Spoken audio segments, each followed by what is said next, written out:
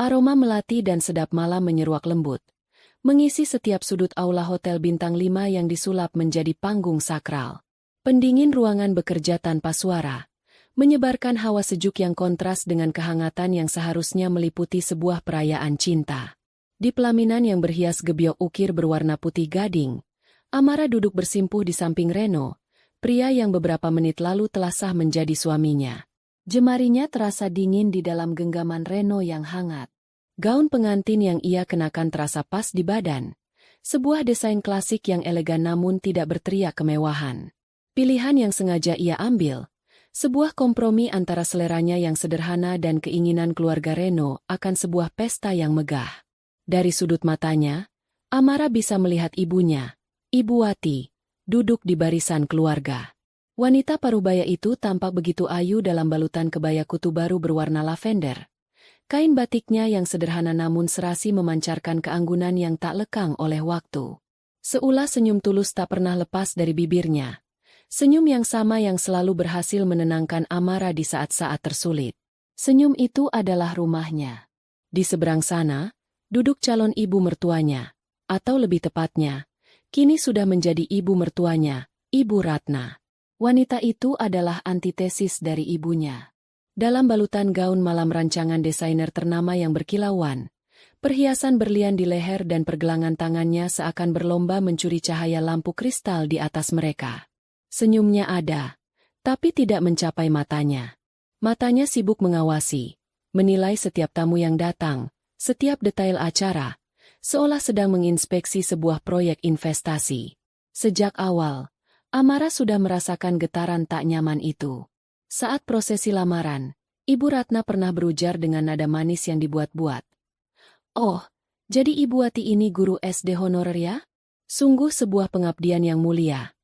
Kata honorer itu sengaja ia tekankan, sebuah penanda status yang tak terucap. Amara yang saat itu duduk di sebelahnya hanya bisa mengepalkan tangan di bawah meja. Ia ingin sekali berkata bahwa gaji ibunya yang hanya honorer, itu telah berhasil membesarkannya menjadi seorang sarjana, menjadi seorang wanita yang kini bisa berdiri di atas kakinya sendiri, bahkan lebih kokoh dari yang bisa dibayangkan oleh Ibu Ratna. Tapi ia menahannya. Demi Reno.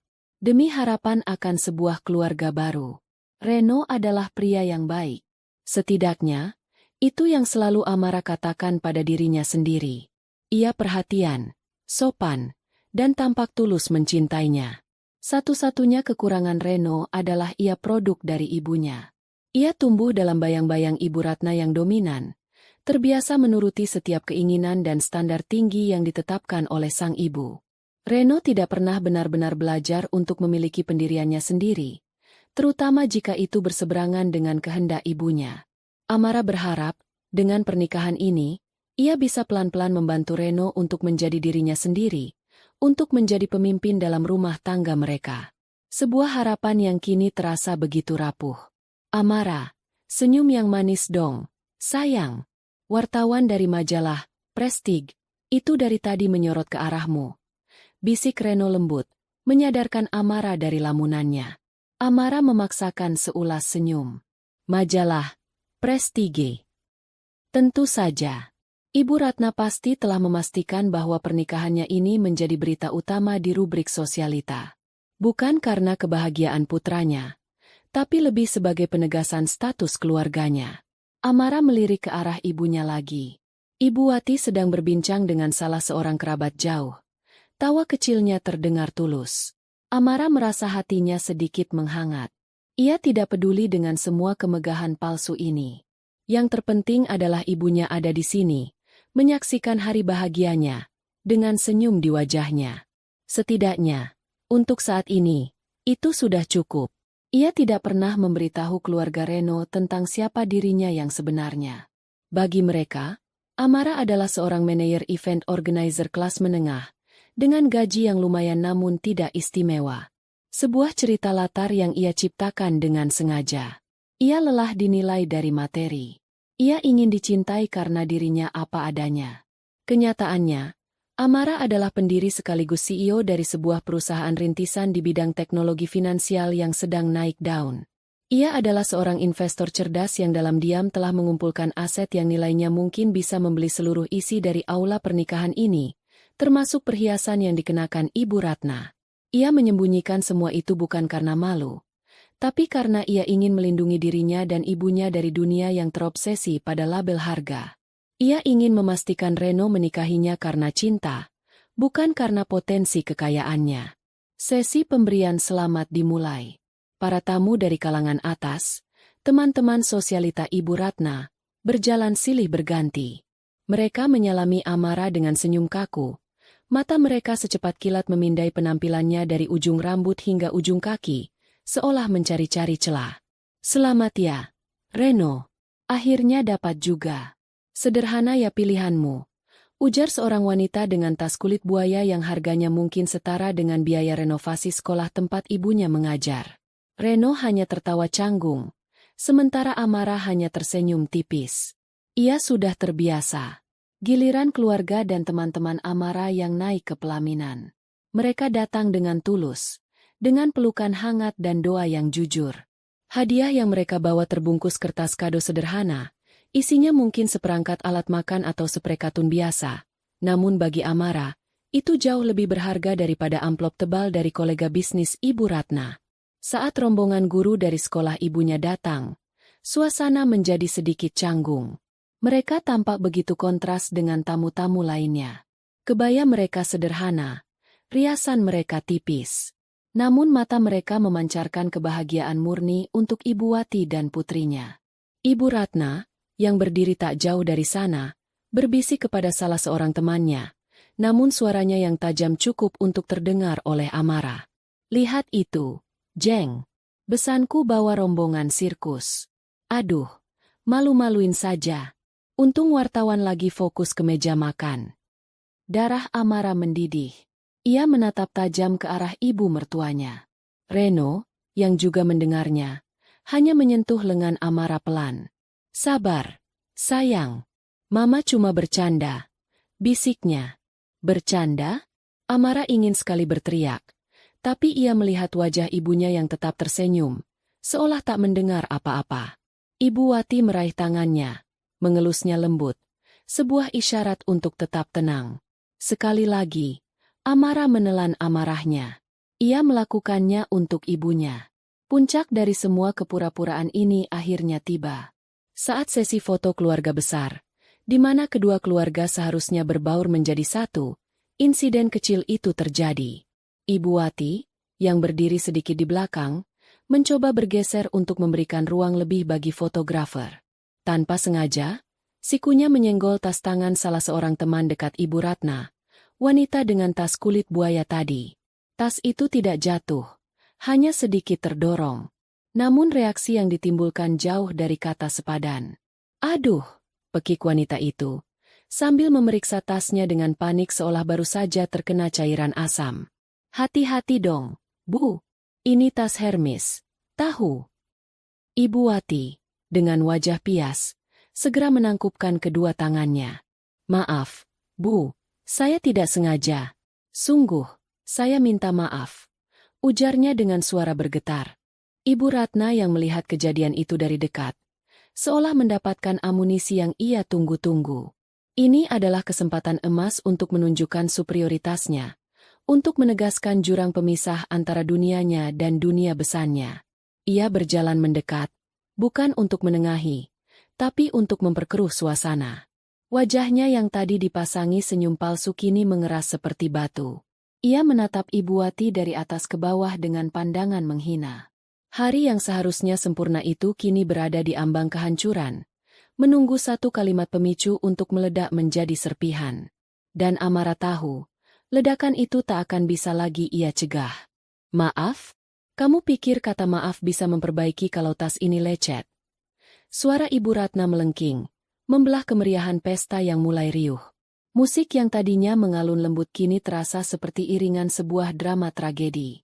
Semua mata yang tadinya tertuju pada pasangan pengantin, kini beralih ke sumber keributan. Para tamu dari kalangan atas memasang telinga, beberapa bahkan sudah mengeluarkan ponsel, siap mengabadikan drama gratis di depan mata. Teman-teman dan keluarga Amara tampak cemas, Sementara teman-teman sosialita Ibu Ratna menyeringai, menikmati pertunjukan. Ibu Wati tampak semakin kecil di bawah tatapan tajam Ibu Ratna. Saya benar-benar tidak sengaja, Bu Ratna. Saya akan ganti rugi jika memang ada kerusakan. Cicitnya, suaranya nyaris hilang ditelan rasa takut dan malu. Tawa sinis meledak dari bibir Ibu Ratna. Ganti rugi?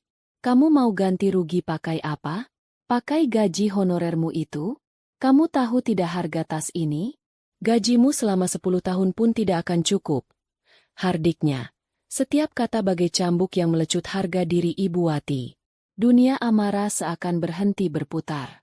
Ia hanya bisa melihat ibunya yang berdiri gemetar, dipermalukan di depan ratusan orang di hari pernikahan putri satu-satunya. Ia menoleh ke arah Reno, mencari pertolongan, mencari pembelaan dari pria yang baru saja berjanji akan sehidup semati dengannya. Tapi yang ia temukan hanyalah wajah panik dan kebingungan. Reno melangkah maju, namun bukan untuk membela Ibu Wati. Ia justru memegang lengan ibunya. Sudah, Ma, jangan di sini. Malu dilihat orang, bisik Reno, mencoba menarik ibunya menjauh. Kata, malu, itu menjadi pemicu akhir bagi Ibu Ratna, sekaligus menjadi vonis mati bagi pernikahan Amara. Ibu Ratna menepis tangan putranya dengan kasar. Ia merasa putranya tidak membelanya, dan melampiaskan semua amarahnya pada sosok yang dianggapnya paling lemah. Ia menunjuk lurus ke wajah Ibu Wati. Justru ini yang bikin malu. Punya besan tidak tahu diri. Dari awal saya sudah tidak setuju Reno menikah dengan anaknya. Lihat saja penampilannya. Lihat keluarganya. Tidak ada yang selevel dengan kita. Dasar orang miskin. Tidak tahu diri. Bikin malu saja di pernikahan anak saya. Hening.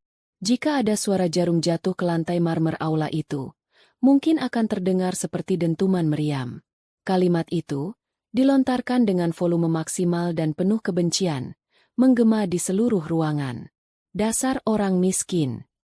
Dua kata itu menusuk langsung ke jantung Amara, merobek sisa-sisa kesabaran dan harapan yang ia miliki. Ia melihat air mata mulai menggenang di pelupuk mata ibunya. Melihat bahu wanita terkuat yang pernah ia kenal itu berguncang hebat menahan isak. Dan ia melihat Reno, suaminya. Pria itu hanya membeku di tempat. Mulutnya sedikit terbuka. Matanya melirik ke arah ibunya lalu ke arah Amara dengan tatapan tak berdaya. Tidak ada satu kata pun keluar dari mulutnya untuk membela Ibu Wati. Tidak ada satu gerakan pun untuk melindungi kehormatan ibu mertuanya. Di saat yang paling krusial, Reno memilih untuk diam. Dan dalam diamnya itu, Amara melihat masa depannya. Sebuah masa depan di mana ia dan ibunya akan selamanya menjadi objek hinaan, dan suaminya hanya akan menjadi penonton yang pasif. Sebuah saklar di dalam diri Amara terbalik. Api amarah yang selama ini ia tekan, yang ia pendam demi sebuah ilusi kebahagiaan, kini meledak menjadi kobaran api yang dingin dan mematikan. Wajahnya yang tadi tegang kini menjadi tenang, setenang danau sebelum badai. Ia melepaskan genggaman tangan Reno yang terasa asing. Ia tidak mengatakan apa-apa. Dengan langkah yang mantap dan tatapan yang lurus ke depan, ia berjalan menuruni pelaminan, melewati kerumunan tamu yang terpana. Tujuannya satu, kamar rias pengantin. Tempat di mana ia menyimpan tasnya. Bukan tas tangan mungil yang serasi dengan gaunnya, tapi sebuah tas jinjing berukuran cukup besar. Di dalamnya, ada beberapa amplop tebal berisi uang tunai. Sebagian adalah sisa uang mahar yang ia minta dalam jumlah simbolis.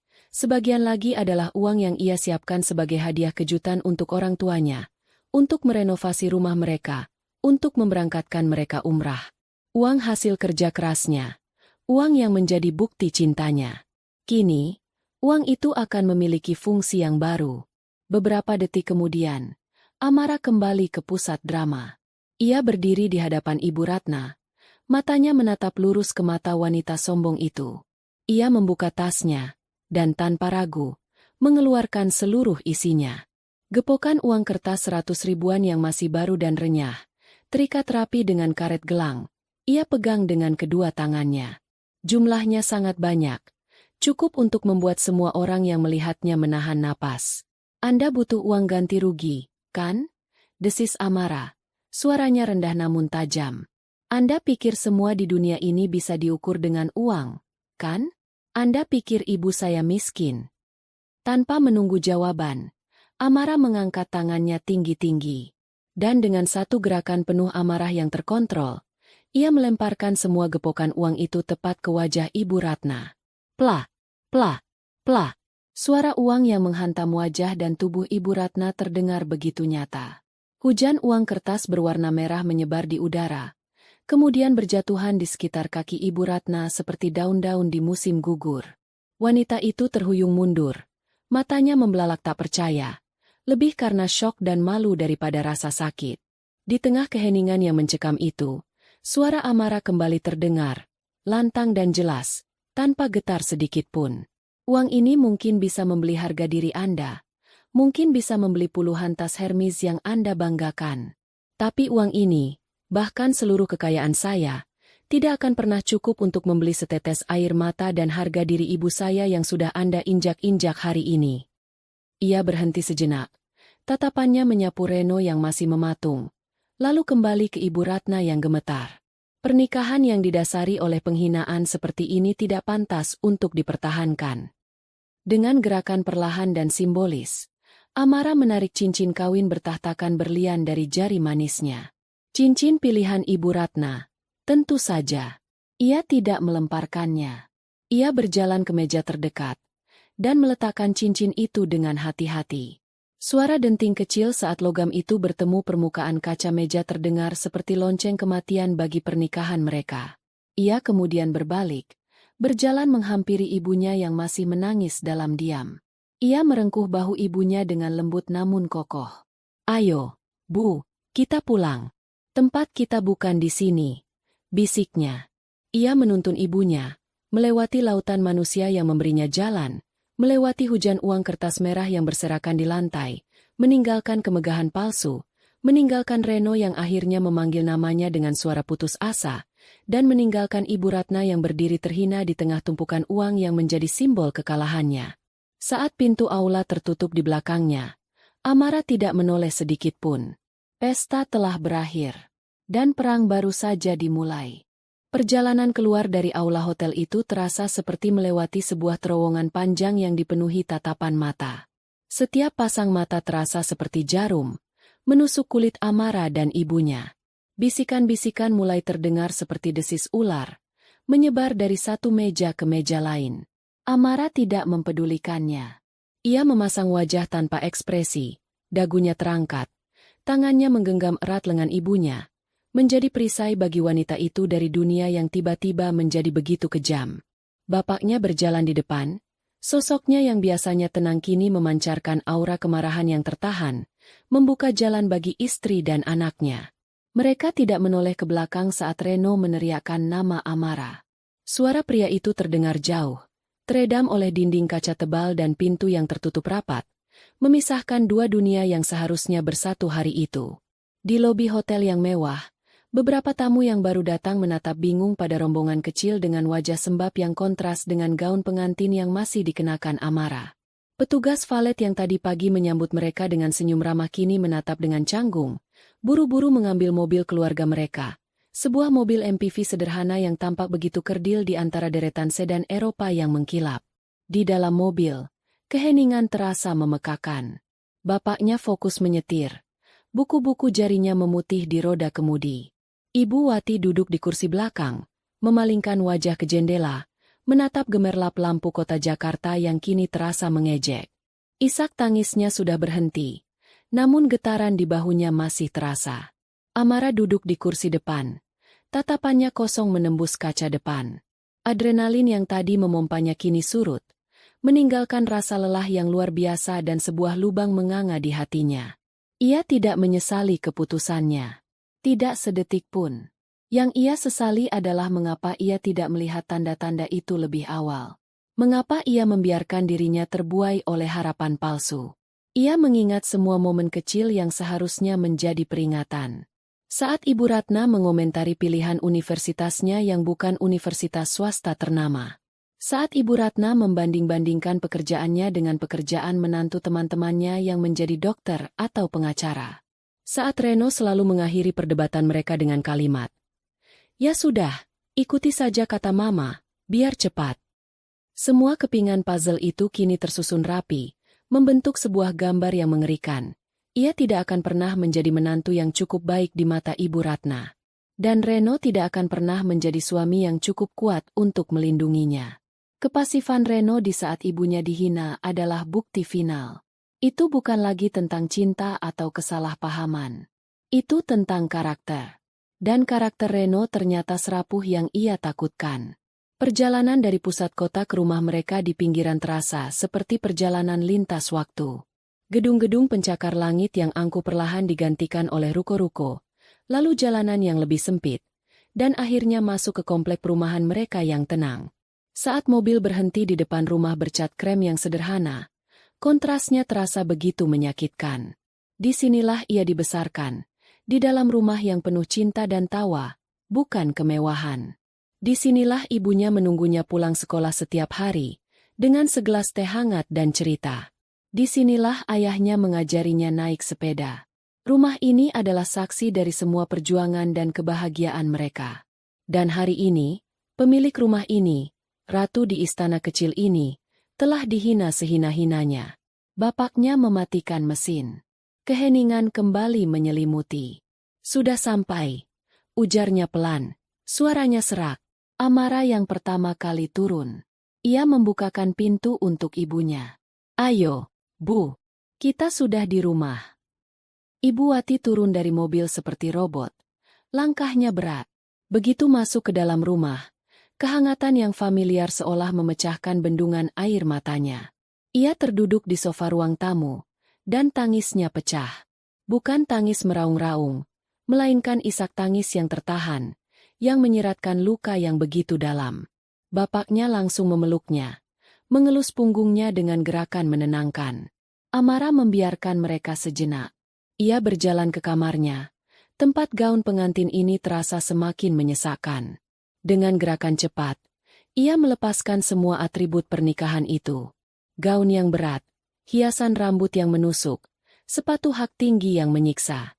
Ia menggantinya dengan kaos oblong longgar dan celana piyama. Ia menghapus riasan tebal di wajahnya, menggosoknya hingga kulitnya memerah, seolah ingin menghapus semua jejak hari yang terkutuk itu. Saat ia kembali ke ruang tamu, ibunya sudah sedikit lebih tenang, dengan segelas air hangat di tangannya. Amarah duduk di sampingnya, meraih tangan ibunya yang terasa dingin. "Bu," panggilnya lembut. Ibu Wati menoleh. Matanya bengkak dan merah. "Maafkan ibu ya, enduk. Gara-gara ibu, hari bahagiamu jadi hancur." Lirihnya, rasa bersalah terpancar jelas di wajahnya. Hati Amarah teriris mendengarnya. "SSSTTT." Desisnya sambil menggeleng kuat. "Ibu tidak salah apa-apa. Jangan pernah berpikir begitu. Mereka yang salah. Mereka yang tidak punya hati. Tapi pernikahanmu, Nak. Ini bukan pernikahan, Bu. Ini penghinaan yang dibungkus pesta." Potong Amarah dengan nada tegas. "Aku tidak akan pernah bisa hidup dengan orang yang tidak bisa menghormati ibu. Tidak akan pernah." Mereka terdiam lagi. Amarah bisa merasakan kelelahan yang luar biasa dari ibunya. Ia menuntun ibunya ke kamar, membantunya berganti pakaian, dan menyelimutinya. "Ibu istirahat, ya. Jangan pikirkan apa-apa lagi. Semuanya sudah selesai." Ibu Wati mengangguk lemah. Matanya terpejam. Namun Amarah tahu, ibunya tidak akan bisa benar-benar beristirahat. Luka di hati tidak bisa disembuhkan hanya dengan tidur. Amarah duduk di tepi ranjang, memandangi wajah lelah ibunya yang kini terlelap. Di bawah cahaya lampu tidur yang temaram, ia bisa melihat garis-garis halus di wajah ibunya, jejak waktu dan perjuangan. Ia mengingat bagaimana ibunya akan tetap tersenyum meski baru saja berjalan kaki jauh untuk menghemat ongkos. Ia mengingat bagaimana ibunya rela tidak membeli baju baru agar bisa membelikannya buku pelajaran. Semua pengorbanan itu, semua cinta tanpa syarat itu, hari ini dibalas dengan ludah hinaan. Di saat itulah, di keheningan kamar yang hanya diisi oleh deru napas teratur ibunya, sumpah itu terbentuk. Bukan sumpah yang terucap, melainkan sumpah yang terpatri di dalam jiwa. Amarah yang tadi meledak kini telah mendingin, membeku menjadi sebongkah es yang tajam dan fokus. Ini bukan lagi sekadar emosi sesaat. Ini adalah sebuah keputusan. Sebuah proyek. Ia akan membalas mereka. Bukan dengan teriakan atau makian. Itu terlalu mudah. Terlalu murah. Ia akan membalas mereka dengan cara yang paling menyakitkan bagi orang-orang seperti Ibu Ratna. Ia akan mengambil apa yang paling mereka puja, apa yang menjadi Tuhan mereka. Ia akan meruntuhkan panggung sandiwara mereka, satu persatu. Ia akan menghancurkan reputasi yang mereka bangun dengan susah payah di atas tumpukan kebohongan. Ia akan mengeringkan sumber kekayaan yang menjadi satu-satunya harga diri mereka. Ia akan membuat Ibu Ratna merasakan bagaimana rasanya menjadi kecil. Bagaimana rasanya dipandang rendah. Bagaimana rasanya tidak memiliki apa-apa untuk dibanggakan. Ia akan membuat wanita itu datang kepadanya, bukan sebagai ibu mertua yang angkuh, tapi sebagai seorang pesakitan yang memohon ampun. Dan ampunan itu hanya akan diberikan jika ia bersujud di kaki wanita yang telah ia hina. Bersujud di kaki Ibu Wati. Amara mengelus lembut rambut ibunya. Tidur yang nyenyak, Bu, bisiknya. Biar Amara yang selesaikan ini semua. Ia bangkit dari ranjang, berjalan keluar kamar dengan langkah tanpa suara. Ia menuju ruang kerjanya yang kecil, menyalakan laptopnya. Cahaya biru dari layar menerangi wajahnya yang kini tampak berbeda. Tidak ada lagi kelembutan seorang pengantin.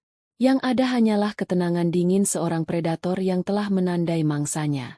Perang baru saja dimulai, dan ia sudah menyusun strategi untuk serangan pertama.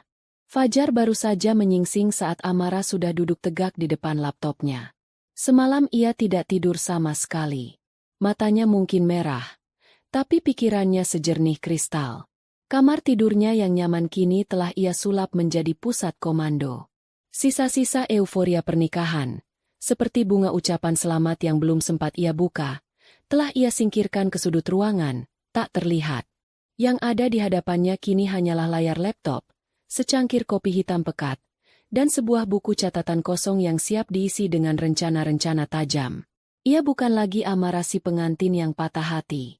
Ia adalah Amara, sang pendiri fintech, seorang ahli strategi yang terbiasa membedah laporan keuangan rumit dan memprediksi pergerakan pasar. Kini, keahlian itu akan ia gunakan untuk tujuan yang sangat pribadi. Targetnya adalah keluarga Herlambang, dengan fokus utama pada matriarknya, Ratna Herlambang. Langkah pertama adalah pengumpulan data. Ia tidak bisa menyerang secara buta. Ia butuh peta. Ia butuh denah kelemahan lawan. Tangannya bergerak lincah di atas papan ketik, membuka aplikasi pesan terenkripsi. Ia mencari satu nama di kontaknya. Baskoro. Baskoro bukanlah detektif swasta biasa yang mengurusi kasus perselingkuhan. Ia adalah seorang information broker, seorang penyedia data intelijen kelas atas yang biasanya disewa oleh korporasi besar untuk due diligence sebelum merger atau akuisisi. Amara pernah menggunakan jasanya untuk memeriksa latar belakang seorang calon investor yang mencurigakan. Baskoro bekerja cepat, akurat, dan yang terpenting, sangat rahasia. Panggilan terhubung tanpa nada tunggu. Amara. Sapa sebuah suara berat di seberang sana, tanpa basa-basi. Baskoro. Saya punya pekerjaan untukmu. Balas Amara. Suaranya datar. Saya dengarkan. Target. Keluarga Reno Herlambang. Fokus utama. Ratna Herlambang, istrinya. Saya mau semuanya. Laporan keuangan pribadi dan perusahaan, daftar aset, daftar utang, pinjaman bank, tagihan kartu kredit, gaya hidup, lingkaran pertemanan, keanggotaan klub, jadwal arisan. Saya mau tahu di mana ia belanja, dengan siapa ia makan siang, siapa teman terdekatnya, dan siapa musuh dalam selimutnya. Saya mau semua titik lemahnya, sekecil apapun. Jangan ada batu yang tidak dibalik. Kerahasiaan absolut. Berapapun biayanya. Terdengar jeda sejenak di seberang sana. Mungkin Baskoro sedikit terkejut dengan tingkat kedetailan dan nuansa pribadi dari permintaan klien korporatnya ini. Dipahami. Jawabnya akhirnya. Laporan awal dalam 24 jam. Laporan lengkap dalam 3 hari. Saya tunggu, kata Amara. Lalu menutup panggilan. Mesin telah berjalan. Sambil menunggu laporan pertama dari Baskoro, Amara tidak tinggal diam. Ia membuka perambannya, mulai melakukan risetnya sendiri. Ia mengetik nama, Ratna Herlambang, dan Reno Herlambang. Yang muncul adalah citra yang telah dikonstruksi dengan sangat hati-hati. Foto-foto di portal berita gaya hidup menampilkan Ibu Ratna di berbagai acara amal, peresmian butik, dan pesta ulang tahun mewah. Selalu dengan senyum lebar, gaun mahal, dan dikelilingi oleh wanita-wanita sejenisnya. Profil media sosialnya terkunci rapat, namun dari beberapa foto yang ditag oleh teman-temannya yang akunnya terbuka, terlihat jelas gaya hidup yang luar biasa boros. Liburan ke Eropa, tas-tas bermerek edisi terbatas, jamuan makan di restoran paling eksklusif. Amara tersenyum sinis. Sebuah fasad yang sempurna. Tapi setiap fasad pasti memiliki retakan. Tugasnya adalah menemukan retakan itu dan menghancurkannya menjadi berkeping-keping. 24 jam kemudian, sebuah email terenkripsi masuk ke laptopnya. Laporan awal dari Baskoro. Isinya adalah pemetaan sosial. Daftar lengkap anggota arisan, Diamond Circle, yang diikuti Ibu Ratna. Lengkap dengan profil singkat setiap anggota. Jadwal pertemuan mereka. Setiap Selasa pertama setiap bulan. Bergiliran di rumah anggota atau restoran mewah. Ada juga daftar teman-teman terdekatnya, yang Baskoro tandai sebagai Inner Circle. Dan beberapa nama yang ia tandai sebagai frenemies atau rival sosial. Ini adalah medan pertempuran pertama. Sambil menunggu laporan keuangan yang lebih dalam, Amara mulai bekerja. Ia membuat beberapa akun media sosial anonim, dengan foto profil dan latar belakang palsu yang dibuat dengan sangat meyakinkan. Ia mulai masuk ke grup-grup gosip sosialita di Facebook dan forum-forum daring. Ia tidak melakukan apa-apa dulu, hanya mengamati, mempelajari bahasa mereka, dinamika mereka, dan siapa saja pemain utamanya. Hari berikutnya, Amara harus menjalani kehidupannya yang lain. Ia memimpin rapat dewan direksi perusahaannya melalui konferensi video. Wajahnya terpampang di layar besar di ruang rapat, tampak tenang dan berwibawa. Ia memaparkan strategi ekspansi perusahaannya ke pasar Asia Tenggara, menjawab pertanyaan-pertanyaan tajam dari para direktur dengan data dan logika yang tak terbantahkan. Tidak ada yang tahu bahwa di balik citra CEO yang brilian itu, otaknya juga sedang memproses cara terbaik untuk menghancurkan kehidupan sosial seorang ibu rumah tangga di Jakarta. Proposal diterima dengan suara bulat. "Selamat, Amara," kata ketua dewan di akhir rapat. Amara hanya mengangguk tipis. "Terima kasih.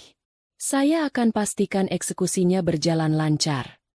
Setelah rapat selesai, email kedua dari Baskoro masuk. Kali ini isinya lebih juicy. Beberapa tagihan kartu kredit atas nama Ibu Ratna dan suaminya, Bapak Anwar Herlambang. Angkanya fantastis. Pengeluaran puluhan juta rupiah dalam sebulan untuk butik-butik mewah, perawatan kecantikan, dan restoran. Yang lebih menarik adalah adanya beberapa notifikasi pembayaran minimum dan denda keterlambatan. Retakan pertama mulai terlihat. Puncaknya datang di hari ketiga. Baskoro meminta pertemuan tatap muka. Mereka bertemu di sebuah kafe sepi di pinggir kota.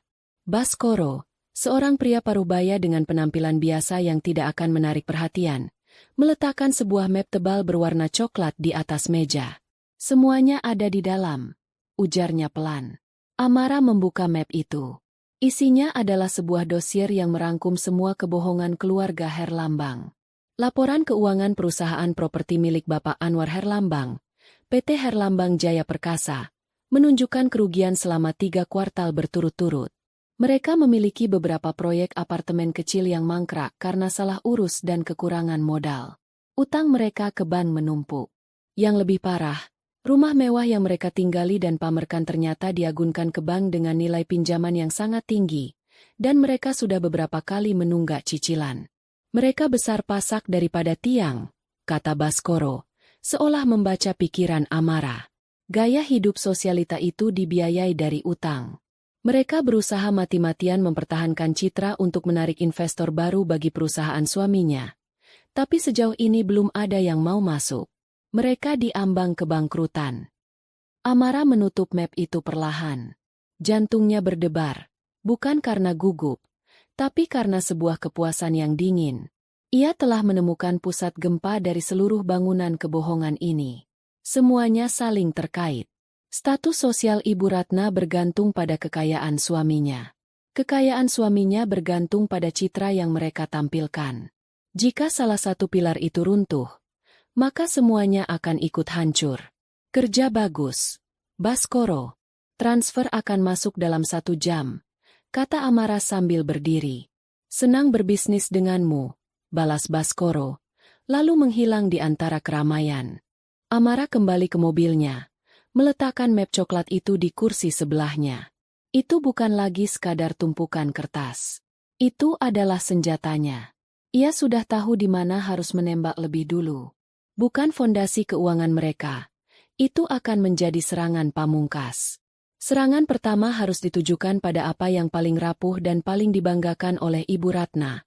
Panggung sosialnya. Arisan, Diamond Circle, yang akan diadakan hari Selasa depan akan menjadi target pertamanya. Ia tersenyum tipis. Sang Ratu Sosialita bahkan tidak akan tahu apa yang akan menghantamnya. Beberapa hari setelah insiden pernikahan, keluarga Herlambang mencoba untuk melakukan mode pengendalian kerusakan. Telepon dari Reno yang berisi permohonan maaf dan permintaan untuk bertemu tak henti-hentinya masuk ke ponsel Amara. Semuanya ia abaikan. Pesannya selalu sama. Amara, tolong, kita bisa bicarakan ini. Mama sangat menyesal. Dia tidak bermaksud begitu. Amara hanya tersenyum dingin setiap kali membaca pesan itu. Tidak bermaksud begitu? Penghinaan yang begitu terartikulasi tidak mungkin lahir dari ketidaksengajaan. Itu adalah puncak dari gunung es kebencian yang selama ini tersembunyi di bawah permukaan. Di rumahnya, Ibu Ratna mengurung diri. Malu dan amarah bergejolak dalam dirinya. Ia marah pada Amara karena berani mempermalukannya, marah pada besannya yang ia anggap sebagai sumber masalah, dan marah pada dunia karena video insiden itu, meskipun belum tersebar luas, sudah mulai menjadi bisik-bisik di antara beberapa tamu yang hadir. Namun, ia masih percaya diri. Ia menganggap ini hanya badai kecil dalam cangkir teh. Lingkarannya, teman-teman sosialitanya, pasti akan membelanya. Mereka adalah bentengnya. Ia belum sadar bahwa benteng itu akan menjadi yang pertama kali Amara runtuhkan. Di ruang kerjanya, Amara bergerak seperti seorang jenderal yang mempersiapkan serangan fajar. Ia tidak terburu-buru. Ia tahu bahwa dalam perang reputasi, waktu adalah segalanya. Ia membuka beberapa akun media sosial anonim yang telah ia siapkan. Masing-masing dengan kepribadian yang berbeda. Ada akun, Tante_Rempong_official, yang bergaya ibu-ibu suka bergosip. Ada, Mata_Sosialita, yang bergaya pengamat mode kelas atas. Dan yang paling utama, Kebenaran_Jakarta. Sebuah akun yang ia posisikan sebagai pembocor berita-berita eksklusif dari kalangan elit. Selama beberapa hari, Amara menggunakan akun-akun ini untuk berinteraksi di berbagai grup dan forum gosip. Ia mengomentari berita lain, membagikan informasi ringan yang tidak berbahaya, membangun kredibilitas. Ia ingin saat ia menjatuhkan bomnya, orang-orang sudah terbiasa melihat nama akunnya dan menganggapnya sebagai sumber yang terpercaya. Kemudian, ia mulai mengerjakan senjatanya. Video dari ponsel salah satu sepupunya yang merekam seluruh kejadian itu ia transfer ke laptopnya. Ia tidak akan menyebarkannya mentah-mentah. Ia membukanya di aplikasi penyunting video. Jemarinya yang biasa menari di atas baris kode pemrograman kini dengan lihai memotong dan menyambung rekaman. Ia membuang bagian-bagian yang tidak perlu, memfokuskan video hanya pada 2 momen kunci. Saat Ibu Ratna melontarkan serangkaian hinaan puncaknya dengan kata-kata, "Dasar orang miskin." Dan saat Amara melemparkan segepok uang ke wajahnya. Ia memperlambat sedikit adegan hujan uang itu untuk efek dramatis. Kemudian, ia menambahkan teks besar berwarna merah menyala di bagian bawah video. Ratu Sosialita hina besan di depan ratusan tamu. Harga diri dibayar lunas. Senjatanya telah siap. Sekarang ia hanya perlu menunggu momen yang tepat untuk menembakkannya. Dari laporan Baskoro, ia tahu bahwa arisan Diamond Circle akan diadakan hari Selasa depan di sebuah Presidential Suite hotel mewah di pusat Jakarta. Itu adalah panggung yang sempurna. Hari Selasa pun tiba. Amara bisa membayangkan suasana di dalam suite itu. Aroma parfum mahal bercampur dengan aroma kue-kue kecil dari Prancis. Suara tawa renyah yang dipaksakan. Percakapan yang berputar tentang liburan ke Maldives, tas Birkin keluaran terbaru, atau keluhan tentang sulitnya mencari asisten rumah tangga yang bisa dipercaya. Di tengah-tengah semua itu, Ibu Ratna akan duduk, berusaha tampil normal, seolah insiden pernikahan itu tidak pernah terjadi. Mungkin ia akan sedikit membual tentang betapa megahnya acara putranya, tentu saja dengan menghilangkan bagian akhirnya. Amara duduk di depan 3 monitor sekaligus di ruang kerjanya. Satu monitor menampilkan rekaman CCTV lalu lintas di sekitar Hotel Target, memberinya gambaran tentang siapa saja yang datang. Monitor kedua menampilkan grup-grup WhatsApp dan forum gosip yang menjadi sasarannya. Monitor ketiga menampilkan video yang sudah ia siapkan. Pukul 3 sore. Arisan sedang berada di puncaknya. Itulah saatnya. Dengan beberapa klik, Amara melepaskan senjatanya. Ia mengunggah video itu secara serentak ke berbagai platform melalui akun-akun anonimnya. Link video itu ia sebarkan di puluhan grup gosip dengan keterangan yang provokatif. Viralkan. Kesombongan yang tak terbatas dari seorang yang mengaku berkelas. Di dalam Presidential Suite, suasana yang tadinya riuh mendadak berubah. Seorang wanita, sebut saja Ibu Feni, rival sosial Ibu Ratna, adalah yang pertama kali melihatnya. Ponselnya bergetar. Sebuah notifikasi dari grup gosip langganannya. Matanya membelalak saat melihat judul video itu. Tanpa suara, ia memasang earphone nirkabelnya dan menekan tombol putar. Wajahnya berubah dari penasaran menjadi syok, lalu menjadi sebuah senyuman puas yang coba ia sembunyikan.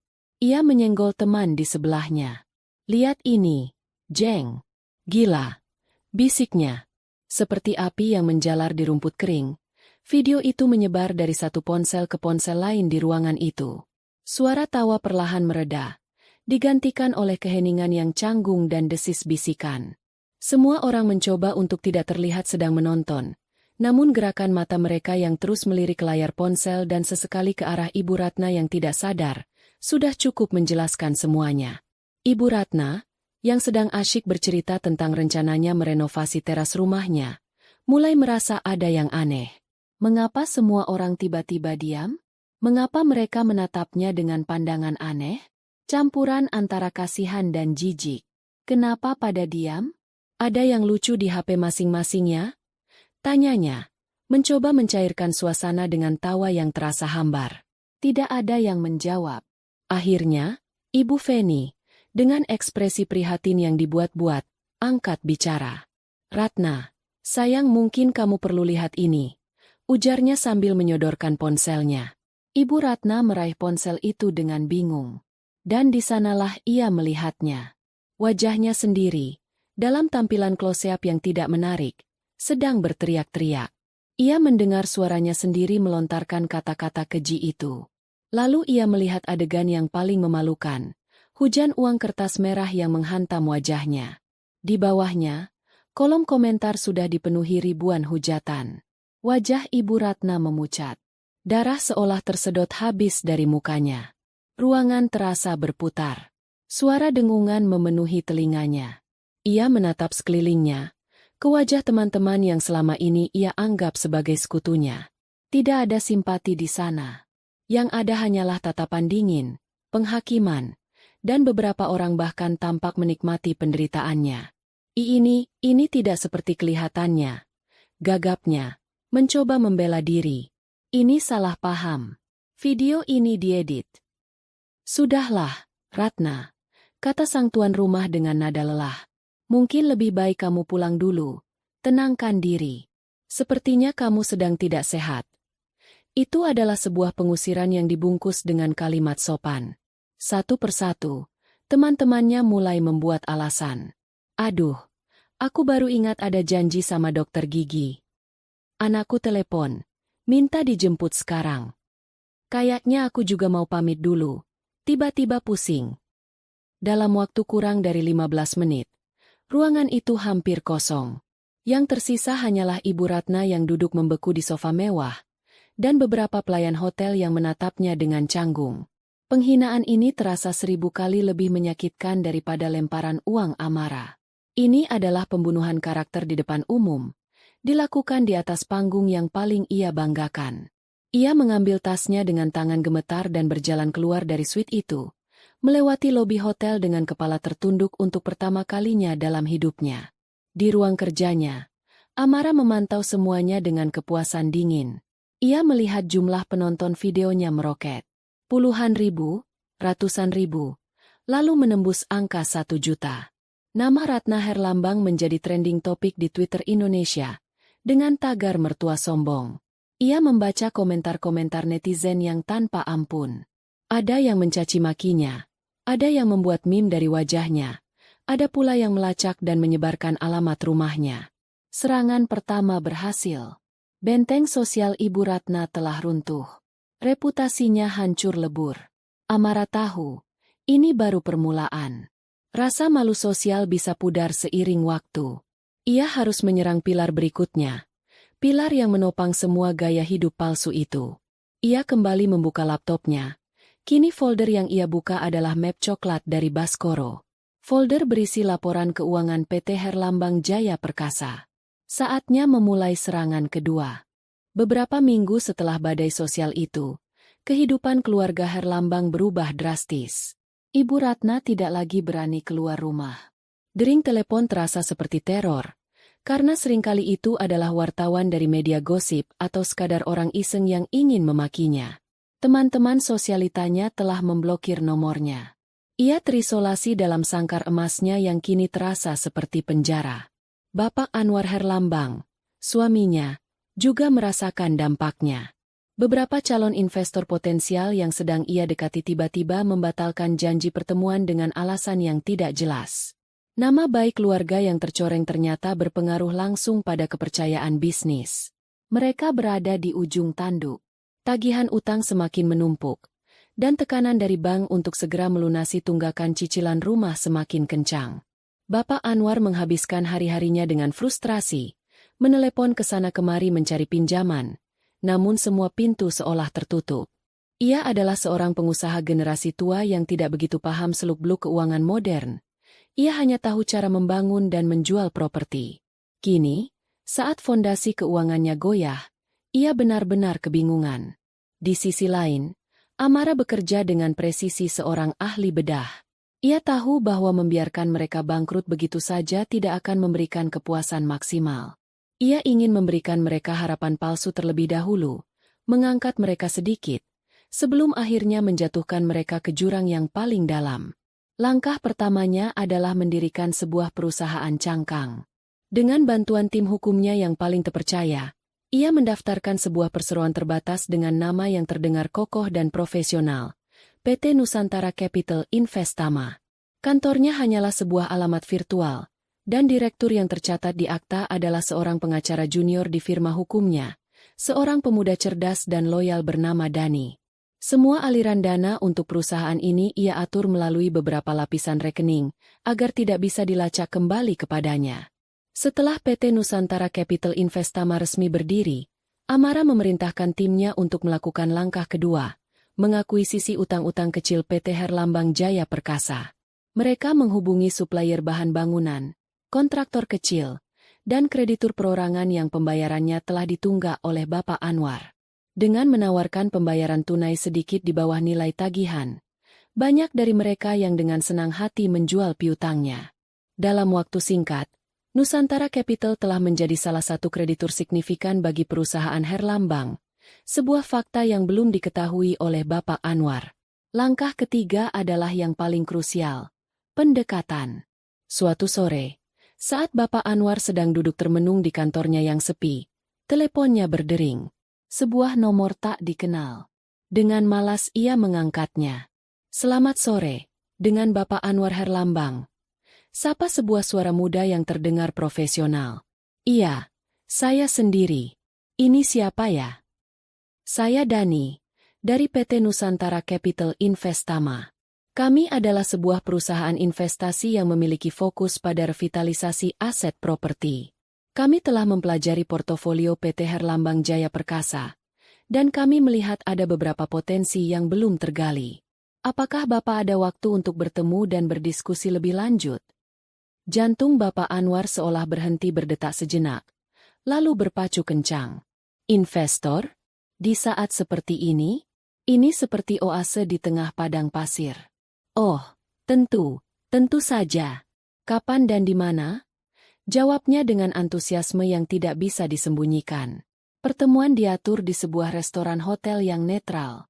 Dani, sang direktur palsu, datang dengan setelan jas mahal dan membawa sebuah proposal tebal yang tampak mengesankan. Ia memaparkan rencana investasi yang terdengar sangat masuk akal. Nusantara Capital akan menyuntikkan dana segar dalam jumlah besar untuk menyelesaikan proyek apartemen yang mangkrak dan melunasi utang-utang kecil. Sebagai imbalannya, mereka akan mengambil alih 60% saham perusahaan. Bagi Bapak Anwar, ini adalah tawaran yang pahit namun tidak bisa ditolak. Kehilangan kendali mayoritas atas perusahaan rintisannya memang menyakitkan, tapi alternatifnya adalah kebangkrutan total. Yang terpenting, dengan suntikan dana ini, ia bisa menyelamatkan rumahnya dari sitaan bank. Saya setuju, kata Bapak Anwar setelah berpikir sejenak. Tapi ada satu masalah. Utang terbesar kami adalah kepada Bank Mega Jaya, yang juga menjadi agunan rumah kami. Mereka sudah mengancam akan melakukan lelang. Dani tersenyum tenang, persis seperti yang telah diinstruksikan oleh Amara. Tenang saja, Pak, kami paham. Bagian dari kesepakatan ini adalah kami akan mendampingi Bapak untuk bernegosiasi dengan bank. Dengan adanya kami sebagai investor baru yang solid, saya yakin bank akan bersedia melakukan restrukturisasi utang Bapak. Bapak Anwar merasa seperti baru saja diangkat dari lumpur hisap. Malam itu, ia pulang ke rumah dengan berita gembira. Semuanya akan baik-baik saja, Ma, katanya pada Ibu Ratna. Ada investor besar yang mau masuk. Kita selamat. Ibu Ratna menangis haru. Secercah harapan muncul di tengah kegelapan yang menyelimuti mereka. Ia mulai berhayal. Mungkin setelah ini mereka bisa pindah ke luar negeri, memulai hidup baru di mana tidak ada yang mengenal mereka. Seminggu kemudian, hari penentuan itu tiba. Pertemuan tiga pihak diadakan di kantor pusat Bank Mega Jaya. Bapak Anwar datang bersama Dani, merasa jauh lebih percaya diri. Di hadapan mereka duduk kepala departemen kredit bank dan beberapa stafnya. Pertemuan berjalan lancar pada awalnya. Pihak bank menyambut baik kehadiran Nusantara Capital. Mereka menyatakan bersedia untuk menjadwal ulang utang Bapak Anwar dan menghentikan proses lelang, dengan satu syarat mutlak. Suntikan dana dari Nusantara Capital harus masuk rekening perusahaan paling lambat akhir minggu ini sebagai bukti keseriusan. Tentu saja, kata Dani dengan meyakinkan. Komitmen kami sudah bulat. Kepala Departemen Kredit tersenyum lega. Ia menyodorkan dokumen perjanjian restrukturisasi ke hadapan Bapak Anwar.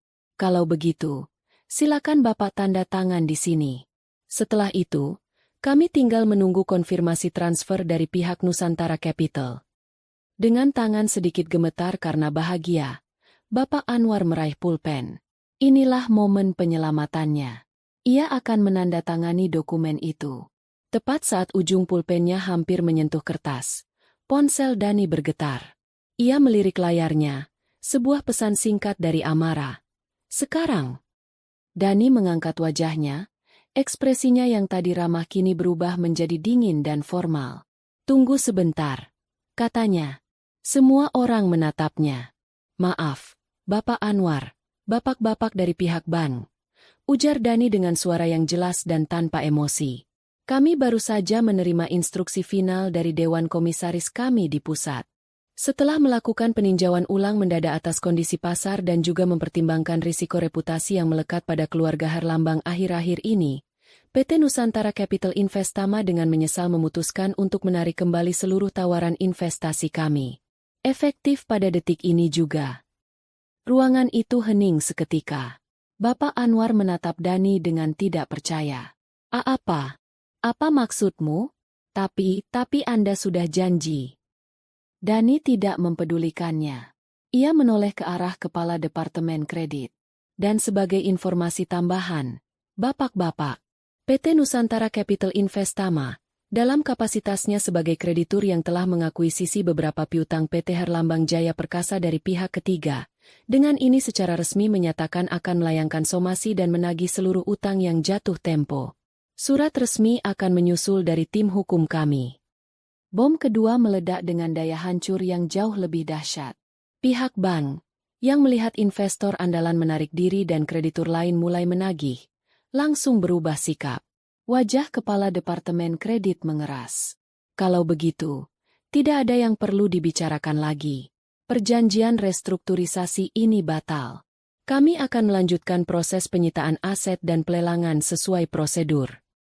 Dani berdiri, merapikan jasnya. Tugas saya di sini sudah selesai. Permisi.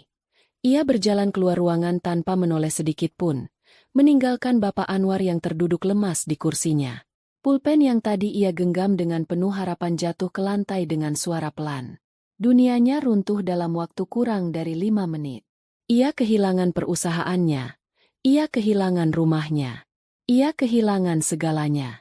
Di seberang jalan, di dalam sebuah mobil dengan kaca gelap, Amara menurunkan ponselnya setelah menerima pesan singkat dari Dani yang berbunyi, "Selesai." Ia melihat sosok Bapak Anwar yang berjalan gontai keluar dari gedung bank, tampak seperti pria yang menua 20 tahun dalam sekejap. Ia melihat pria itu mengeluarkan ponsel, mungkin untuk menelepon istrinya dan menyampaikan kabar kiamat itu. Tidak ada rasa kasihan di hati Amara. Yang ada hanyalah kepuasan dingin dari sebuah rencana yang berjalan sempurna. Pilar kedua telah ia hancurkan. Kini keluarga Herlambang tidak hanya miskin reputasi, tapi juga miskin secara harfiah. Ia menyalakan mesin mobilnya dan melaju pergi. Masih ada satu babak terakhir yang harus ia mainkan. Babak penghakiman. Efek dari runtuhnya PT Herlambang Jaya Perkasa terasa seperti gelombang tsunami yang menyapu bersih semua sisa kemewahan dalam kehidupan keluarga Herlambang. Surat sita dari bank bukan lagi sekadar ancaman, melainkan kenyataan pahit yang terpampang di gerbang rumah mereka. Beberapa pria berwajah datar datang dengan sebuah truk, menginventarisir dan mengangkut perabotan-perabotan mahal, lukisan-lukisan, dan semua benda yang menjadi simbol status mereka selama ini. Para tetangga yang dulu menatap mereka dengan iri, kini menonton drama itu dengan campuran rasa kasihan dan puas. Ibu Ratna pingsan saat melihat koleksi tas bermereknya dimasukkan ke dalam kardus oleh petugas sita. Bapak Anwar hanya bisa duduk di teras dengan tatapan kosong, seolah jiwanya telah ikut terangkut bersama barang-barangnya. Di tengah neraka domestik itu, Reno merasa seperti orang asing di rumahnya sendiri. Dunia yang ia kenal, dunia yang nyaman dan serba ada, lenyap dalam sekejap mata. Mobil sport yang menjadi kebanggaannya ditarik oleh perusahaan pembiayaan. Kartu kredit platinumnya ditolak saat ia mencoba membeli sebungkus rokok di minimarket. Posisi direktur pemasaran di perusahaan ayahnya, yang ia dapatkan dengan mudah setelah lulus kuliah, kini tidak lebih dari sebuah kenangan. Ia benar-benar jatuh ke titik nol. Teman-temannya yang dulu selalu ada saat ia mentraktir mereka di klub malam paling mahal, kini mendadak sulit dihubungi. Panggilan teleponnya tidak diangkat. Pesannya hanya dibaca tanpa dibalas. Ia akhirnya mengerti arti dari kesepian yang sesungguhnya. Selama beberapa minggu pertama, Reno dipenuhi amarah. Ia marah pada Amara, menganggap wanita itu iblis berdarah dingin yang tega menghancurkan keluarganya. Ia marah pada keadaan. Namun, saat hari-hari berlalu dan kenyataan pahit semakin mencengkeram, kemarahan itu perlahan terkikis, digantikan oleh sesuatu yang lain. Keputusasaan. Setiap malam, ia mendengar ibunya menangis di kamar sebelah. Setiap pagi, ia melihat ayahnya yang semakin pendiam dan tatapan matanya semakin hampa.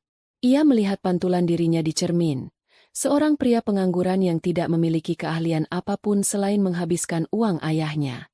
Di tengah keheningan malam yang menyiksa di rumah kontrakan sempit yang kini mereka tinggali, sebuah kilas balik terus menghantuinya. Ia kembali ke aula pernikahan itu. Ia melihat lagi wajah Ibu Wati yang pias menahan malu.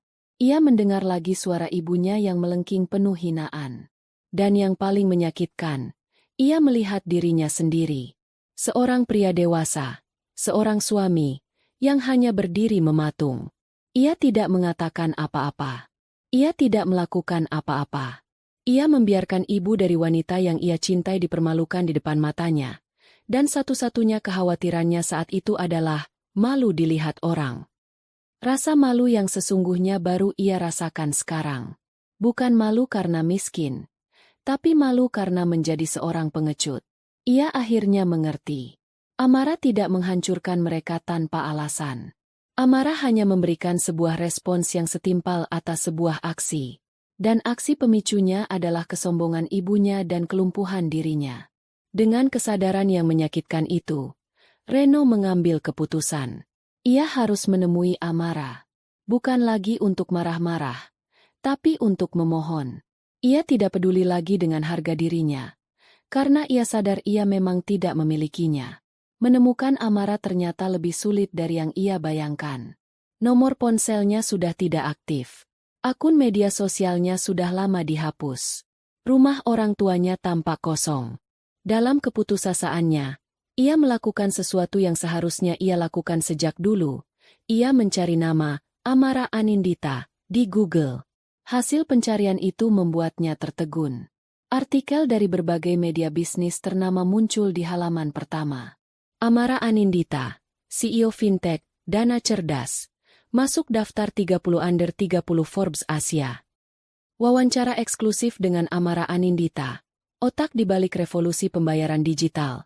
Foto-foto Amara terpampang di mana-mana. Bukan Amara dengan senyum sederhana yang ia kenal, melainkan Amara dengan tatapan tajam dan setelan bisnis yang berwibawa, berdiri di panggung konferensi internasional atau di depan gedung pencakar langit dengan logo perusahaannya. Reno merasa perutnya mual.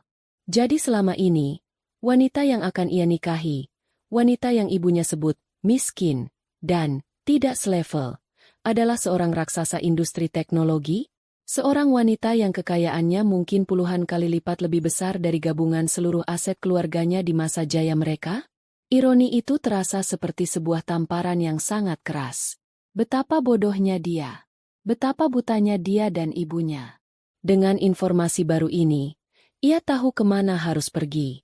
Ia menggunakan sisa uang di sakunya untuk naik ojek online menuju gedung perkantoran megah di pusat distrik bisnis Jakarta. Nama perusahaan, Dana Cerdas, terpampang dengan huruf perak yang elegan di lobi utama. Ia berjalan ke meja resepsionis dengan langkah ragu. "Selamat siang, saya mau bertemu dengan Ibu Amara Anindita," ujarnya pada resepsionis yang menatapnya dengan pandangan menilai. "Apakah sudah ada janji, Pak?" tanya resepsionis itu dengan sopan namun tegas. "Belum. Tapi tolong sampaikan, ini Reno. Ini sangat penting." Resepsionis itu menelepon ke interkom. Setelah beberapa saat, ia menatap Reno kembali. "Mohon maaf, Pak. Jadwal Ibu Amara hari ini sangat padat. Bapak bisa meninggalkan pesan." Penolakan itu sudah ia duga. Tapi ia tidak akan menyerah. "Tidak apa-apa. Saya akan tunggu di sini," katanya, lalu duduk di salah satu sofa empuk di lobi. Ia menunggu. 1 jam, 2 jam, 3 jam. Ia melihat para karyawan yang sibuk berlalu lalang. Semuanya tampak cerdas dan dinamis. Ia merasa semakin kecil dan tidak pada tempatnya. Akhirnya, saat hari sudah beranjak sore, seorang asisten pribadi berpenampilan rapi menghampirinya. "Bapak Reno, Ibu Amara bersedia menemui Anda. 15 menit. Mari, ikut saya." Jantung Reno berdebar kencang saat ia melangkah masuk ke dalam lift pribadi yang membawanya ke lantai paling atas. Pintu lift terbuka, menampilkan sebuah kantor yang luasnya mungkin setara dengan seluruh lantai dasar rumahnya dulu. Dindingnya terbuat dari kaca, menyajikan pemandangan kota Jakarta yang spektakuler. Perabotannya minimalis dan mahal. Dan di balik sebuah meja besar dari kayu solid, duduklah Amara. Ia tampak berbeda. Rambutnya ditata rapi. Ia mengenakan sebuah blus sutra berwarna navy yang sederhana namun memancarkan kemewahan. Tatapannya tajam. Wajahnya tenang tanpa ekspresi. Ini bukan Amara kekasihnya. Ini adalah Amara sang CEO. Duduk, kata Amara. Suaranya dingin, menunjuk kursi di depan mejanya. Reno duduk dengan canggung. Amara, aku. 15 menitmu dimulai sekarang, potong Amara. Matanya melirik sekilas ke jam tangannya. Reno menarik napas dalam-dalam, menekan semua rasa gugup dan malunya. Ia harus mengatakan semuanya. Aku datang ke sini untuk minta maaf. Mulainya, suaranya sedikit bergetar. Aku minta maaf atas semuanya. Atas apa yang ibuku katakan, dan atas apa yang tidak aku katakan. Aku salah. Aku pengecut. Aku seharusnya membelamu dan ibumu hari itu. Tapi aku tidak melakukannya. Dan aku menyesalinya setiap hari sejak saat itu. Ia menatap Amara, mencari sedikit saja perubahan di wajah wanita itu. Tapi tidak ada. Aku tahu sekarang siapa kamu sebenarnya. Aku bodoh. Kami semua bodoh. Tapi aku mohon, Amara, hentikan semua ini. Kasihanilah orang tuaku. Mereka sudah hancur. Ayahku sakit-sakitan. Ibuku tidak berhenti menangis. Mereka sudah mendapatkan hukuman mereka. Air mata mulai mengalir di pipi Reno. Ia tidak peduli lagi. Aku mohon padamu, demi cinta yang pernah kita miliki. Aku masih cinta sama kamu, Amara. Aku akan melakukan apa saja untuk memperbaiki ini. Amara mendengarkan semua itu dalam keheningan. Setelah Reno selesai bicara, ia bersandar di kursinya, jemarinya saling bertaut di atas meja. Ia menatap Reno dengan tatapan yang seolah bisa menembus jiwanya. Cinta? Akhirnya Amara angkat bicara. Satu kata itu terdengar seperti ejekan. Cinta yang kamu bicarakan itu sudah mati. Reno, mati di hari pernikahan kita. Kamu yang membunuhnya. Dengan diammu. Ia mencondongkan tubuhnya sedikit ke depan. Kamu datang ke sini meminta maaf bukan karena kamu tiba-tiba tercerahkan. Kamu datang karena duniamu runtuh. Karena kamu kehilangan uangmu, mobilmu, statusmu. Jika hari ini kamu masih hidup nyaman di rumahmu yang mewah, kamu tidak akan pernah ada di sini. Jadi jangan bicara soal penyesalan. Bicaralah soal keputusasaan. Kata-kata Amara menusuk tepat di ulu hati Reno. Kamu kasihan pada orang tuamu? Lanjut Amara. Suaranya tetap datar. Di mana rasa kasihanmu saat ibumu menghina ibuku? Seorang wanita tua yang tidak punya salah apa-apa padanya. Di depan ratusan orang? Kamu hanya diam. Dulu kamu diam saat ibuku dihina. Sekarang, rasakan akibat dari diammu. Amara berdiri, berjalan ke arah jendela kaca raksasa, memunggungi Reno. Ini bukan lagi tentang balas dendam, Reno. Ini tentang konsekuensi. Setiap perbuatan ada akibatnya. Inilah akibat dari kesombongan dan kelemahan. Belajarlah untuk hidup dengannya. Ia berbalik. 15 menitmu sudah habis. Tidak ada yang bisa kita bicarakan lagi. Ia menekan sebuah tombol di interkomnya. Tolong antar bapak ini keluar. 2 orang petugas keamanan masuk ke dalam ruangan. Reno menatap Amara dengan tatapan hancur. Air matanya mengalir deras. Semua harapannya pupus. Wanita di hadapannya bukanlah Amara yang dulu. Ia adalah benteng kokoh yang tak mungkin ia tembus. Sambil terisak, ia membiarkan petugas keamanan menggiringnya keluar dari istana kaca itu, kembali ke dunianya yang kini telah menjadi puing-puing. Hidup di rumah kontrakan petak di gang sempit adalah sebuah siksaan bagi Ibu Ratna. Panas yang menyengat, suara berisik dari tetangga yang seolah tak punya dinding, dan aroma got yang sesekali menguar masuk adalah neraka dunia baginya. Ia, yang terbiasa dilayani oleh asisten rumah tangga, kini harus belajar menyapu, mencuci piring, dan menawar harga sayuran di pasar becek. Setiap tugas sederhana itu terasa seperti sebuah penghinaan. Pada awalnya, ia menyalahkan semua orang. Ia menyalahkan suaminya yang dianggapnya tidak becus mengurus bisnis. Ia menyalahkan Reno yang tidak bisa membujuk Amara. Dan yang paling utama, ia menyalahkan Amara, gadis yang ia anggap sebagai jelmaan iblis yang telah merenggut segalanya darinya. Namun seiring berjalannya waktu, saat kemarahan itu mulai lelah dan berganti dengan keputusasaan murni, ia mulai punya banyak waktu untuk berpikir. Ia melihat suaminya yang kini lebih banyak melamun. Sesekali mengeluh sesak di dadanya karena stres. Ia melihat Reno, putra satu-satunya yang ia banggakan, kini menjadi pemurung yang kehilangan semua semangat hidupnya. Putranya telah menceritakan pertemuannya dengan Amara, menceritakan bagaimana ia memohon dan ditolak mentah-mentah. Suatu malam, saat ia tidak bisa tidur karena suara dangdutan dari rumah tetangga, sebuah kesadaran menghantamnya dengan keras. Semua ini berawal darinya. Dari mulutnya. Dari kesombongannya. Satu kalimat hinaan yang ia lontarkan di pesta itu telah memicu rangkaian bencana yang tak terbayangkan. Ia selama ini berpikir bahwa status dan kekayaan adalah segalanya. Bahwa orang bisa dinilai dari merek tas atau luas rumahnya. Kini, saat ia tidak punya apa-apa, ia baru sadar betapa kosongnya semua itu. Ia tidak punya teman sejati, ia tidak punya kedamaian, dan ia telah menghancurkan keluarganya sendiri. Puncaknya adalah saat suaminya jatuh pingsan karena tekanan darah tinggi. Mereka harus membawanya ke puskesmas terdekat karena tidak punya uang untuk rumah sakit swasta. Melihat suaminya terbaring lemah di ranjang puskesmas yang sederhana, dengan selang infus menancap di tangannya, pertahanan terakhir Ibu Ratna runtuh. Ia tidak bisa lagi menipu dirinya sendiri. Ia harus melakukan sesuatu. Ia harus menghentikan ini. Dan satu-satunya orang yang bisa melakukannya adalah Amara. Dengan sisa-sisa tenaga dan menelan semua harga dirinya yang sudah tercabik-cabik, Ibu Ratna mengambil keputusan. Ia akan menemui Amara. Perjalanan menuju kantor Amara adalah sebuah prosesi penghinaan tersendiri. Ia harus bertanya pada beberapa orang untuk mencari tahu rute angkutan umum. Ia berdesak-desakan di dalam bus kota yang panas dan pengap. Sesuatu yang tidak pernah ia lakukan selama 30 tahun terakhir. Ia, yang dulu hanya mau kakinya menapak di atas karpet Persia atau marmer Italia, kini harus berjalan di atas trotoar yang retak dan berdebu. Semua orang yang ia lewati adalah orang-orang yang dulu tidak akan pernah ia lirik. Kini, ia adalah salah satu dari mereka. Tidak terlihat, tidak penting.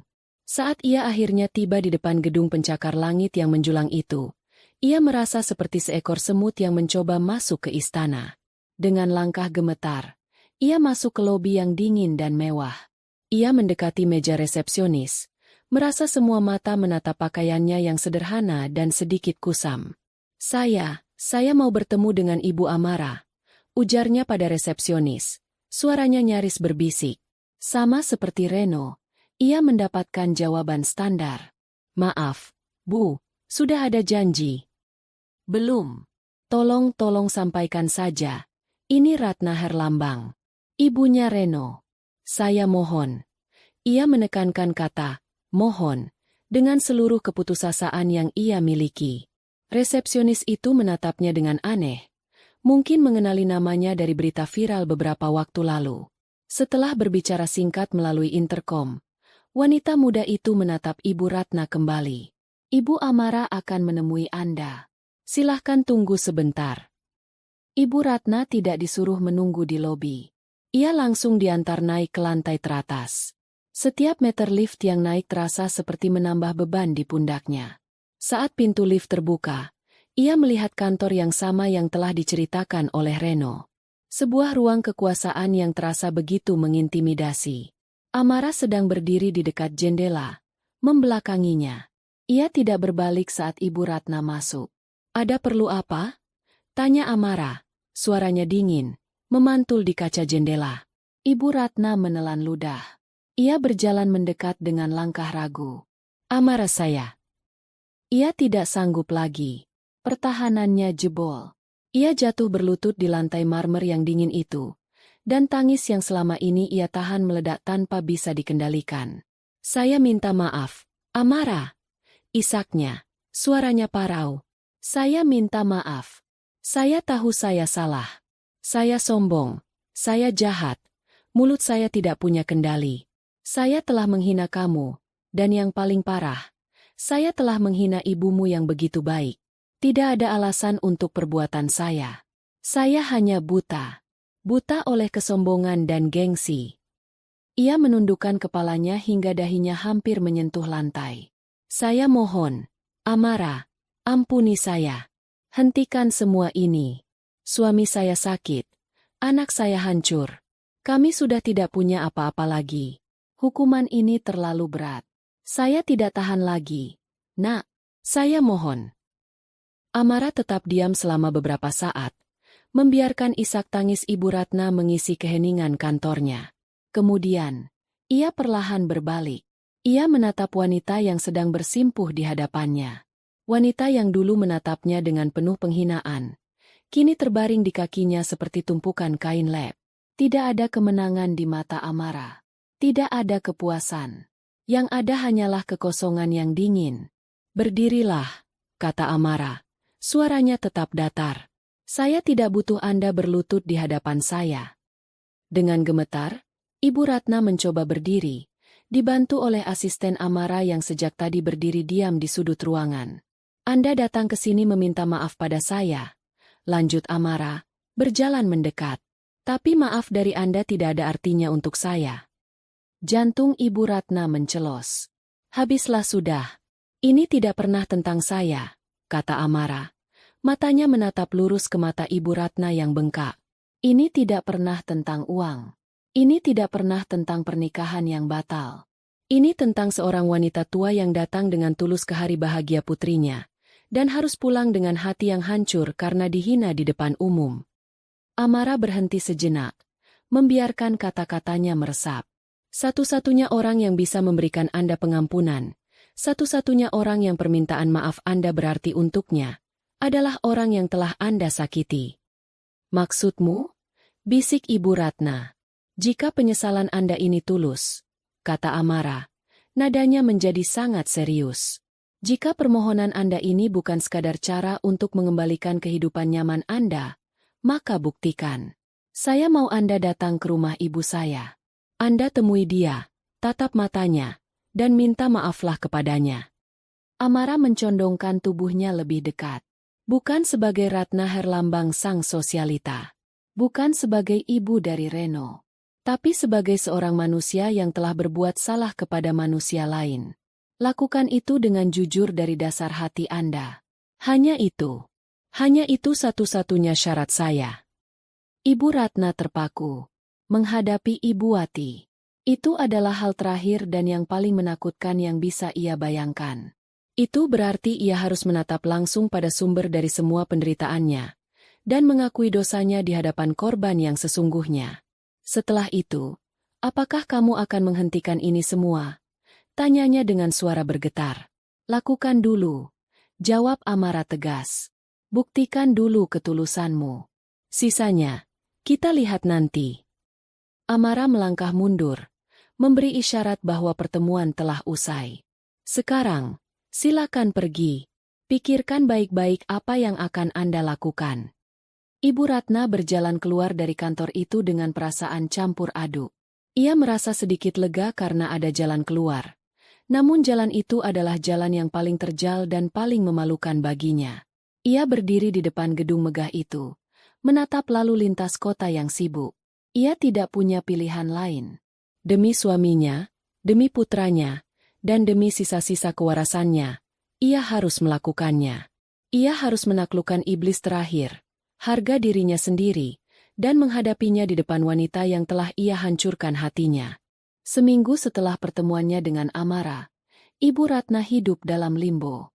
Setiap hari ia berdebat dengan dirinya sendiri. Sebagian dirinya yang masih diselimuti sisa-sisa gengsi berteriak menolak, menganggap ide untuk datang dan meminta maaf secara langsung pada Ibu Wati adalah puncak dari segala penghinaan. Namun, sebagian dirinya yang lain, bagian yang telah luluh lantak oleh penderitaan, tahu bahwa ini adalah satu-satunya jalan. Ia melihat wajah suaminya yang kuyu dan tatapan kosong Reno setiap hari, dan itu menjadi cambuk yang mendorongnya untuk mengambil langkah yang paling sulit dalam hidupnya. Akhirnya, pada suatu pagi yang mendung, ia menyerah. Reno, panggilnya dengan suara serak pada putranya yang sedang duduk melamun di teras kontrakan mereka. Antar ibu ke rumahnya Bu Wati. Reno mengangkat wajahnya. Terkejut. Ibu serius. Ibu Ratna mengangguk. Matanya berkaca-kaca. Ibu harus melakukan ini. Ibu tidak bisa hidup seperti ini terus. Reno tidak berkata apa-apa lagi. Ia melihat sebuah kesungguhan yang baru di mata ibunya. Ia mengangguk dan segera memesan ojek online, karena mereka sudah tidak punya kendaraan pribadi lagi. Perjalanan menuju rumah orang tua Amara terasa begitu panjang dan menegangkan. Ibu Ratna duduk di belakang Reno, memeluk pinggang anaknya dengan erat, bukan karena takut jatuh, tapi karena mencari kekuatan. Ia terus merapal doa dalam hati, memohon agar diberi keberanian dan agar hatinya dibersihkan dari sisa-sisa kesombongan. Saat mereka akhirnya tiba di depan rumah bercat krem itu, jantung Ibu Ratna terasa seperti mau copot. Rumah itu tampak sama, namun kini ia melihatnya dengan mata yang berbeda. Bukan lagi sebagai rumah sederhana yang tidak selevel, melainkan sebagai sebuah benteng kedamaian yang kontras dengan neraka yang ia tinggali. Reno mematikan mesin motor. Kita sudah sampai, Bu.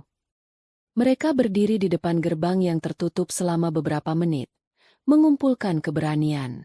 Akhirnya, dengan tangan gemetar, Reno menekan bel. Suara bel yang nyaring terasa seperti lonceng penghakiman bagi Ibu Ratna. Tak lama kemudian, pintu terbuka. Sosok Bapak Amara muncul, menatap mereka dengan ekspresi yang sulit diartikan. Reno? Ibu Ratna? Sapanya, nadanya datar. Selamat pagi, Om. Sapa Reno dengan canggung. Kami ingin bertemu dengan Tante Wati. Ada yang ingin ibu saya sampaikan. Bapak Amara menatap Ibu Ratna dari atas ke bawah. Tatapannya tidak menghina, namun tajam, seolah menelanjangi seluruh jiwa wanita itu. Setelah jeda yang terasa seperti selamanya, ia menghela napas dan membuka gerbangnya lebih lebar. Masuklah, istri saya ada di dalam. Mereka melangkah masuk ke halaman kecil yang asri, lalu masuk ke ruang tamu yang sederhana namun sangat bersih dan rapi. Di dinding, tergantung foto keluarga Amara saat wisuda. Senyumnya begitu lebar dan tulus. Foto itu seakan mengejek Ibu Ratna. Dan di sanalah ia, duduk di sofa, sedang melipat pakaian. Ibu Wati. Saat melihat tamunya, ia tampak terkejut. Ia meletakkan lipatan pakaiannya dan berdiri. Ibu Ratna tidak sanggup lagi menahannya. Ia tidak menunggu dipersilakan duduk. Ia langsung berjalan menghampiri Ibu Wati. Dan tanpa mempedulikan Bapak Amara dan Reno yang terpana, ia menjatuhkan dirinya, bersimpuh di lantai dan memeluk kaki Ibu Wati. Bu Wati, saya minta maaf. Isaknya. Air mata membanjiri wajahnya. Saya minta maaf. Bu, saya tahu saya tidak pantas dimaafkan. Saya telah menghina ibu. Saya telah menyakiti hati ibu dan keluarga ibu. Saya jahat. Bu, saya sombong, mulut saya kotor. Ia tidak bisa merangkai kalimat dengan benar. Yang keluar hanyalah potongan-potongan penyesalan yang tulus, lahir dari penderitaan berbulan-bulan. Saya tidak minta apa-apa, Bu. Saya hanya ingin ibu tahu bahwa saya sangat menyesal. Saya menyesalinya setiap detik. Saya pantas menerima semua hukuman ini. Maafkan saya, Bu. Maafkan saya. Ibu Wati tampak begitu syok melihat pemandangan itu. Ia mencoba menarik Ibu Ratna untuk berdiri, namun wanita itu menolak, terus menangis sambil memegangi kakinya. Bapak Amara hanya berdiri diam, membiarkan proses itu berjalan. Reno pun ikut meneteskan air mata, menunduk dalam-dalam. Dengan sedikit tenaga, Ibu Wati akhirnya berhasil menarik Ibu Ratna berdiri. Ia mendudukkan wanita yang masih terguncang itu di sofa. Ia masuk sebentar ke dapur, lalu kembali dengan segelas air putih hangat dan menyodorkannya pada Ibu Ratna. Minum dulu, Bu. Tenangkan diri Ibu. Ibu Ratna menerima gelas itu dengan tangan gemetar, meminumnya sedikit. Setelah keheningan yang panjang, di mana yang terdengar hanyalah sisa isak tangis Ibu Ratna, Ibu Wati akhirnya angkat bicara. Suaranya lembut, seperti biasanya. Bu Ratna, mulainya. Ia menatap lurus ke mata tamunya itu. Apakah ibu tahu kapan saya memaafkan ibu? Ibu Ratna menggeleng lemah. Saya memaafkan ibu tepat di hari itu juga, lanjut Ibu Wati. Saat di dalam mobil perjalanan pulang dari pesta pernikahan itu. Saat itu hati saya memang sakit, Sebagai manusia biasa, tentu saya merasa terhina. Tapi kemudian saya berpikir, jika saya terus membawa rasa sakit dan dendam ini, maka saya yang akan rugi. Hati saya akan menjadi berat. Setiap malam saya tidak akan bisa tidur nyenyak. Setiap makan akan terasa hambar. Jadi, demi kedamaian hati saya sendiri, saya memutuskan untuk melepaskannya. Saya serahkan semuanya pada yang di atas. Ia tersenyum tipis. Saya memaafkan ibu bukan karena ibu datang dan meminta maaf hari ini. Saya sudah memaafkan ibu sejak lama, untuk diri saya sendiri. Pengakuan itu terasa lebih menohok bagi Ibu Ratna daripada amarah atau makian. Kebesaran hati wanita di hadapannya ini membuat kesombongannya di masa lalu tampak semakin kerdil dan memalukan. Tapi semua yang telah terjadi pada keluarga saya. Bisik Ibu Ratna. Itu urusan lain. Potong Bapak Amara yang akhirnya angkat bicara. Suaranya tetap tegas namun tidak lagi dingin. Itu adalah konsekuensi. Itu adalah urusan antara anak saya, Amara, dengan keluarga ibu. Tapi urusan hati antara istri saya dan ibu, istri saya sudah menyelesaikannya sejak dulu. Ibu Wati mengulurkan tangannya, meraih tangan Ibu Ratna dan menggenggamnya. Berdirilah, Bu. Jangan lagi merendahkan diri seperti ini. Kita semua pernah berbuat salah. Yang penting adalah kita belajar darinya. Saya sudah tidak punya beban apa-apa lagi terhadap ibu. Saya harap, dengan ini, beban di hati ibu juga bisa terangkat. Saat itulah, sebuah pintu kamar terbuka. Amara muncul. Ia ternyata ada di rumah selama ini, mendengarkan semuanya dari kamarnya. Ia tidak ingin campur tangan. Ini adalah momen antara kedua ibu itu. Melihat Amara, Ibu Ratna kembali tegang. Ia menatap Amara dengan tatapan takut, seolah menunggu vonis akhir. Amara berjalan mendekat. Ia menatap ibunya yang sedang menggenggam tangan wanita yang telah menghinanya.